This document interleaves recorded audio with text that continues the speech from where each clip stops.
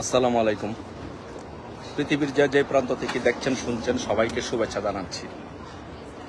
So দীর্ঘদিন যাবৎ লাইভে আসি না বা অনলাইনে কথা বলি না। আজকে মনটা খুবই প্রফুল্ল, খুব আনন্দিত এই খবরটা শুনে যে বঙ্গবন্ধু কন্যা শেখ হাসিনা আন্তর্জাতিক গণমাধ্যমে উনি বলেছেন উনি ডিসেম্বরে বাংলাদেশে আসবেন।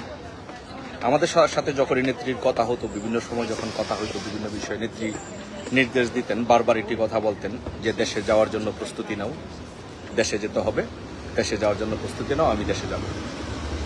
আমরা বিভিন্ন সময় সেটি গণমাধ্যমে বিভিন্ন জায়গায় আমরা সে কথাটি বলেছি, বারবার বলেছি যে আমরা জানি যে নেত্রী বঙ্গবন্ধু কন্যা দেশে যাবেন।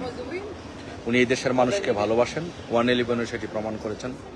ওনার যখন 111 যখন মঈনুদ্দিন ফখরুদ্দিন সরকার ওনাকে বাধা দিয়েছিল বাংলাদেশে যেতে, তখন উনি রিস্ক নিয়ে উনি বাংলাদেশে গিয়েছিলেন।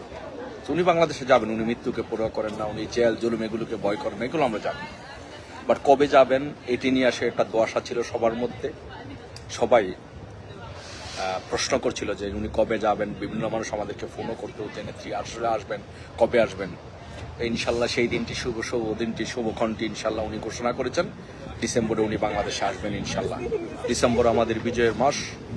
ইনশাল্লাহ এই বিজয়ের মাসে আর একটি বিজয় হবে। বাংলাদেশে লক্ষ লক্ষ কোটি কোটি জনতা ঢাকা শহরে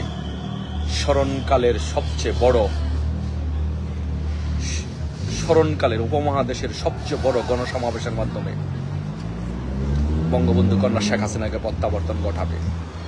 এখন আমাদের যে কাজটি করতে হবে, আমাদের যেহেতু নেত্রী ঘোষণা দিয়েছেন নেত্রী বাংলাদেশে আসবেন, তো আমাদের সবার এখন যে মূল দায়িত্ব সেটি হচ্ছে, আমি বারবার একটি কথা বলি যে সেটি হচ্ছে যে বাংলাদেশ আওয়ামী লীগ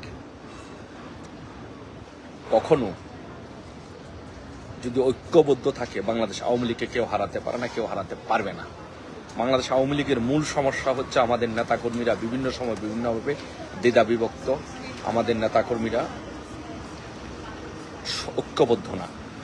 তো এই মুহূর্তে কঠিন পরিস্থিতিতে সকল ভেদাভেদ বলে সকল নিজের ব্যক্তি স্বার্থের ঊর্ধ্বে উঠে এই দেশকে রক্ষা করার জন্য বঙ্গবন্ধু কন্যা শেখ হাসিনাকে বাংলাদেশে ফিরিয়ে নিয়ে তার যথাযোগ্য মর্যাদা দেওয়ার জন্য এবং তাকে বাংলাদেশে আবারও প্রধানমন্ত্রী করার জন্য আমাদের সকলকে ঐক্যবদ্ধভাবে কাজ করতে হবে।